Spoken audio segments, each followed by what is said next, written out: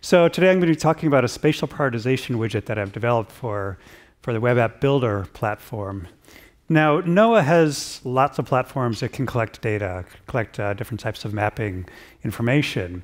And as the budgets get tighter, we really want to focus on where is the best place to go collect this information. And not only where is the best place to collect it, but where is it going to be collected that will benefit the most people. So their phrase they like to use is map once, use many times. So we want to find out where they want to go collect this information, but we also want to know when, why, and how, as Dr. Sullivan had mentioned yesterday. So we've done a couple of different projects, starting in Long Island Sound and in Washington State, and now we're going to be doing this in Lake Michigan to do this type of spatial prioritization. And I'm going to step through what our methodology is to collect this information on where, when, why, and how.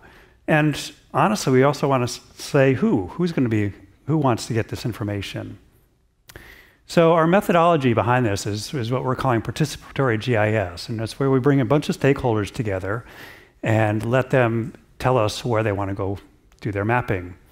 So each of the organizations that we bring together will nominate one person to sort of be their respondent, and they will then, on a map, describe the areas that they want to get their most mapping information.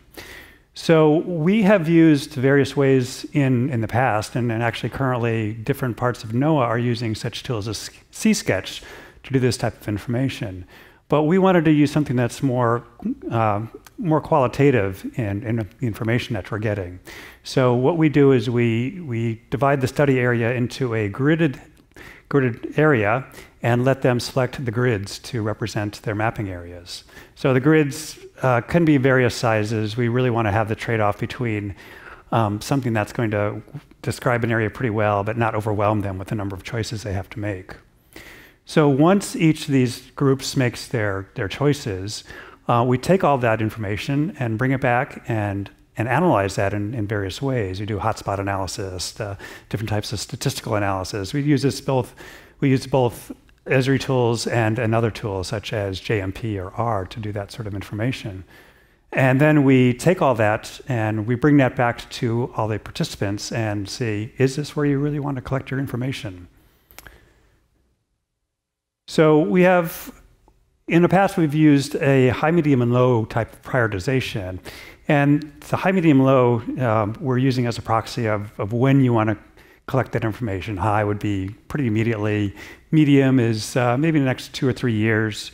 And then low is we'll need it eventually, but it's really not as important.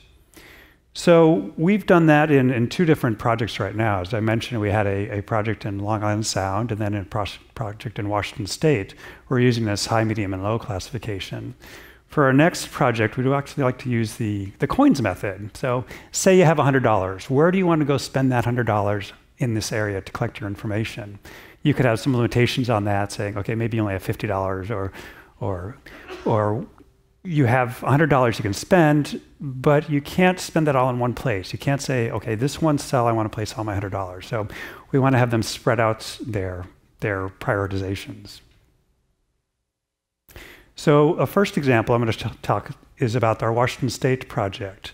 And here we're looking at the areas from the coastline out to the 700 fathom line.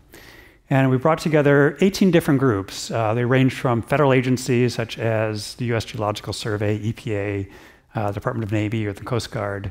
We used state agencies came in, and then we even had some of the local tribes along the coastline participate in this.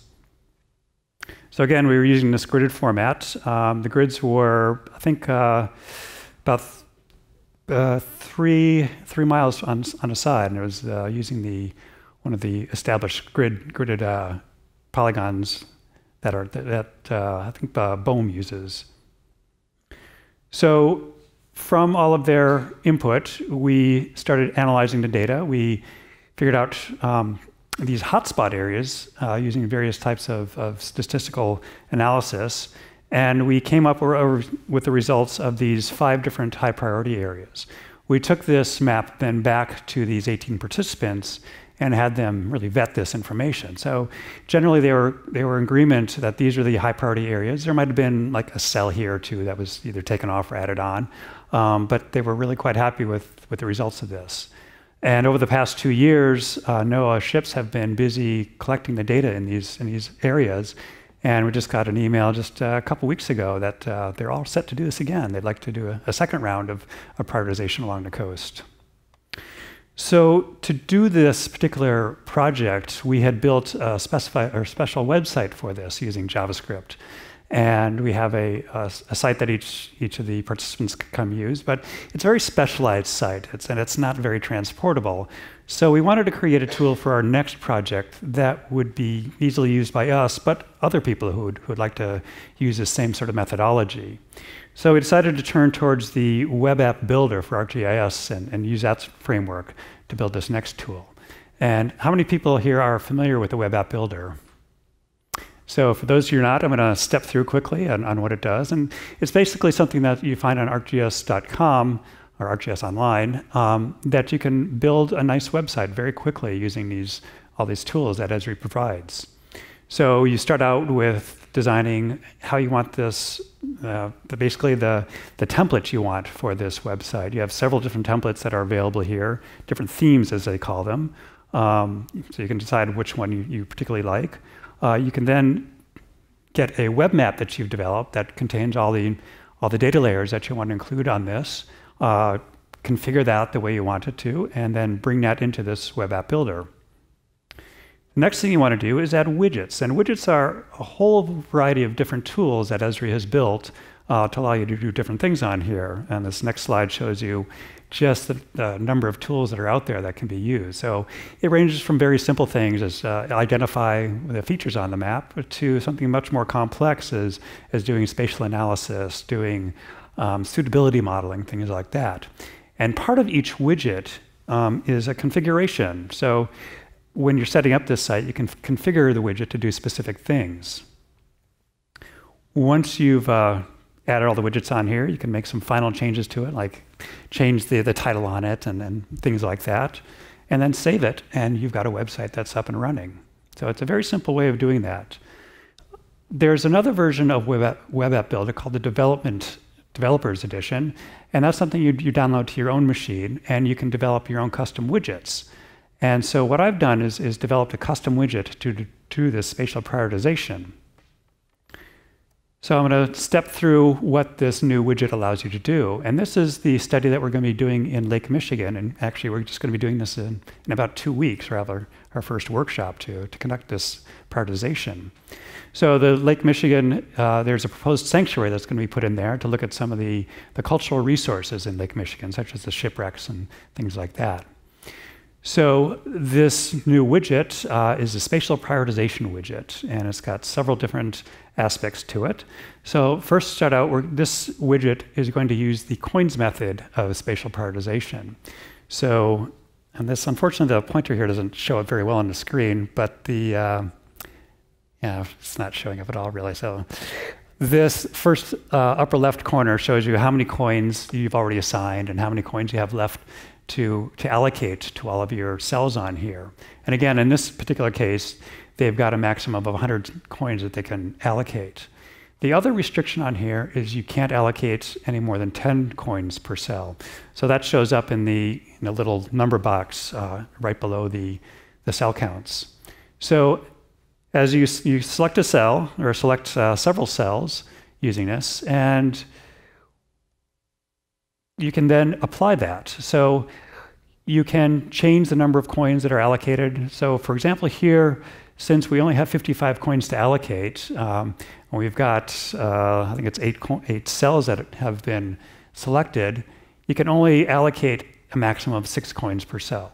So that's the number that shows up there. So you can turn that down, but you just can't put more than that in there. Now that tells you that's getting back to the where, why, and how question. So that's the when question that's being answered, because the coins kind of mean the time period that you want to do spatial part or the mapping collection. So the more coins, of course, the sooner you want it done. So the next parts of the tool allow you to ask the how and the why. So here you've got why. Why do you want to collect this information here? So we've got a list of different options that they can select. Because we want to do a specific analysis on this, we're not letting the user type in anything they want. We've got definite selections here for their justification for this mapping. Now you might notice that there's also a primary justification. There's also a secondary and tertiary justification if they want to include that also. And then they can also select how they're going to collect this information. So you've got various ways of go down one more. Yes, here it's showing you what's being collected. So how the information going to be collected. They want general bathymetry, do they want grab samples or things like that. And then finally, you can hit apply and it will make all those changes on your feature service. Now this all runs on a feature service that's on ArcGIS.com. So it's a hosted feature service that you've put up there. And it's also configured so that each user is working with their own feature service. So I'm going to make my changes, but I won't be able to see another person's changes on there. So I really can't like game the system and say, okay, let's all team up on this and have this be our area of high priority. So you've got some other options on this tool here. You could actually then return coins if you've designated these coins and just want to return them back to the piggy bank. So take those cells we've allocated and put those coins back. This also gives you the choice of showing the other choices that you made on here. So right now it's showing how many coins you've selected, but you then do a different renderer and show what the primary justification you have chosen for all those different areas. So it gives you a very quick way of looking at your selections without having to click on each cell and identify those individually.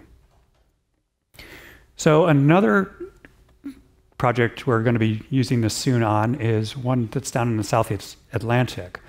And this is going to be using the high, medium, and low prioritization method. So it's a little bit different layout on this widget. So you see this table of the high, medium, and low cells and how many they've selected and how many they're going to apply.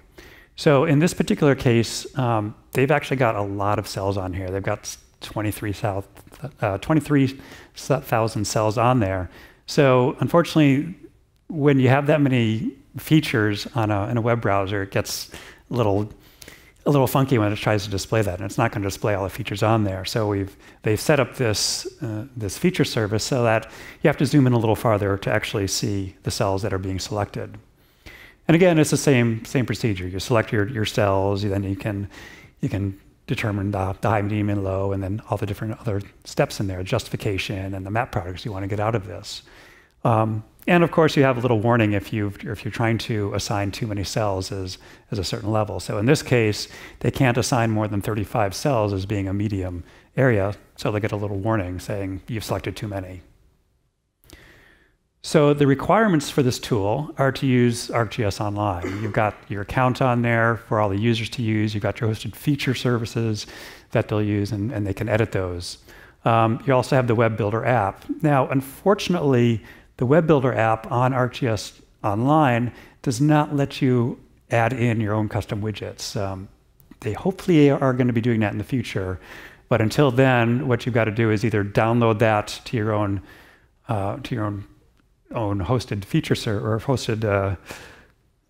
hosted environment, or use the Web AppBuilder Developer Edition to create that, and then you still have to have that hosted somewhere. So those are some of the drawbacks of how it is right now. But hopefully, the version of Web AppBuilder on ArcGIS Online will allow you to add in these custom widgets. So right now, it's still sort of in beta, even though we're going to be using it on some projects. But we want some additional enhancements to this. So as I mentioned, all these widgets in Web AppBuilder are configurable. And so my next step will then be to make this a configurable widget where you can bring in your own justifications, your own products, or however you want to list those things. It's not going to be tied into just the way you're seeing it right now. So hopefully that will be done in the next, I'm looking for the next quarter to have that finished and have that then publicly available. These different custom widgets for the Web App Builder are available in a couple different places. I would recommend you actually go to the GeoNet and look in the Web App Builder custom apps space, and you'll see a lot of custom apps in there. So the final thing I want to do is make it a little more usable for the drawing tools. Right now, the drawing tool that comes with that tool only allows you to draw a polygon, or actually draw an extent, which is just a rectangle. And I'd like to get some more enhancements on here to have you draw lines and polygons, and it makes it easier to select features that lie along, say, a contour line, for example. It's very difficult to do that with just a rectangle. So with that, I'll open this for questions. So thank you very much.